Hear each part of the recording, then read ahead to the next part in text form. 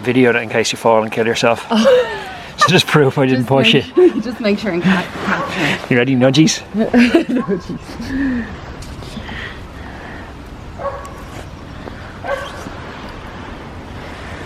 Prissy! Praise!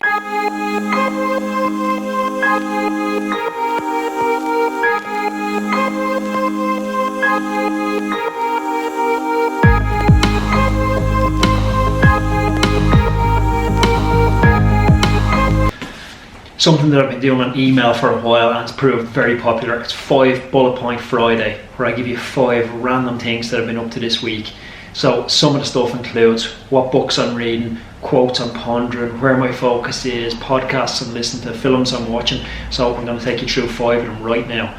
So I'm going to start off with what books I've been reading this week. I'm going to give you one cycling book. It's from Mike Barry, Shadows on the Road, and one non-cycling book. It's Robin Sharma, The 5am Club. Mike Barry, he's an old friend of mine, an old training partner. He had a super interesting career.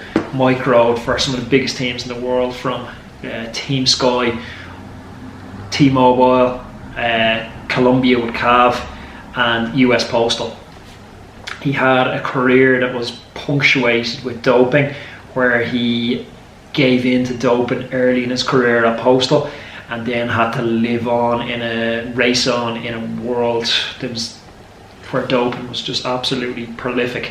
And he was a clean rider, coming to grips with racing clean, but also fighting with the demon that one day his doping past would probably be exposed. It's a really interesting book. If you love cycling books, it's a great read. Written by Mike Barry as well, not ghosted by anyone. Extremely interesting book. Book number 2 I'm on this week. I normally try and get through about 1 book a week, but this week, for whatever reason, I have 2 books on the go. This one's called Robin Sharma. It's called The 5am Club, and it's by Robin Sharma. And the idea of this book, it's advocating for getting up at 5am, and it says that the hours from 5am to 7am define the success you're going to have in your life. And he goes on to give a pretty compelling argument as to why you should get up at 5am.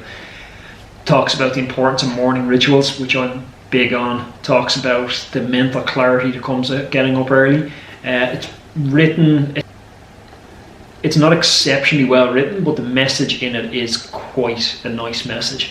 I haven't quite started getting up at 5am yet. I'm going to reserve judgment until I have this book finished.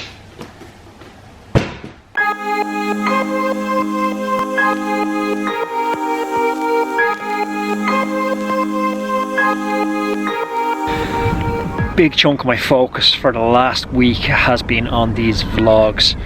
I'm actually toying with the idea of, actually, you know what, I'm going to scratch that. I'm going to commit to, instead of toying with the idea, let's use positive language here, I'm going to commit to getting the vlog out every day at 3pm. So I kind of have it like a TV program in my mind.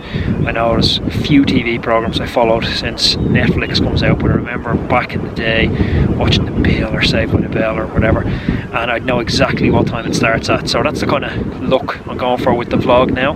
So 3pm every day I'm going to have the vlog uploaded on YouTube, and you guys are going to hold me accountable for that.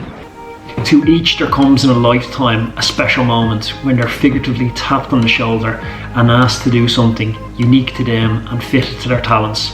What a tragedy if that moment finds them unprepared or unwilling to do that which could have been their greatest moment. That was a Winston Churchill quote, and that's a quote that's on my mind a lot this week. It's a quote that's on my mind because I'm happy to announce I'll be heading away with the Irish squad to Canada this Sunday to compete in the World Championships. It's always such an amazing honour when you get a chance to pull on a green jersey. Anyone who's had a chance to do it, it's one of the moments that will live on long after your cycling career ends. So I'm humbled and honoured to pull on the Irish jersey again for the World Championships in Milton on the tandem with my good buddy Peter Ryan. The race is going to take place the following Friday, but you're going to be hearing a lot more about that in the meantime. That quote from Winston Churchill sums up my mood this week. A weird humming you hear in the background, it's a set of Air Relax compression boots. People send in products from time to time and I love mucking around and playing with them. Air Relax boots, I'm finding them brilliant. The main thing is it's slowing me down and it's getting me off my feet and forcing me to put my legs up. Is it as good as a massage? No, definitely not, in my opinion. Are they a great tool to have in your arsenal? If you can afford them, definitely get a set.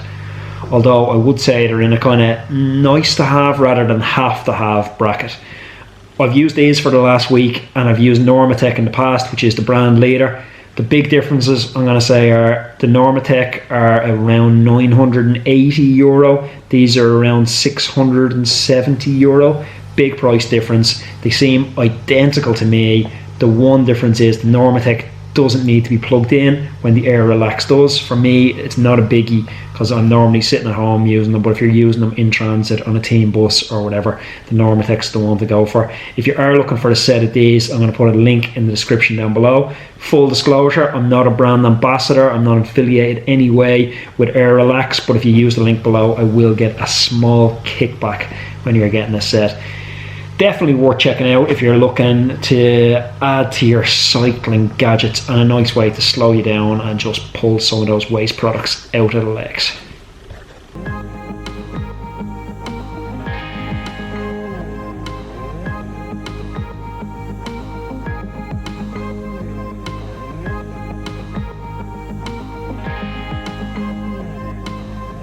TV program I've been watching a lot of this week. It's called World War II in colour, Netflix series. It's absolutely fascinating.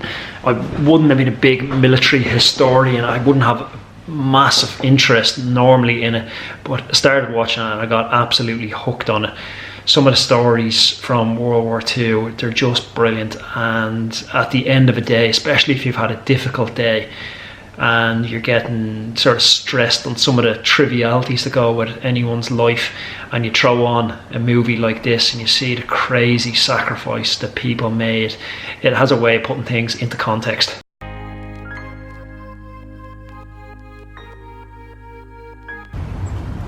Good.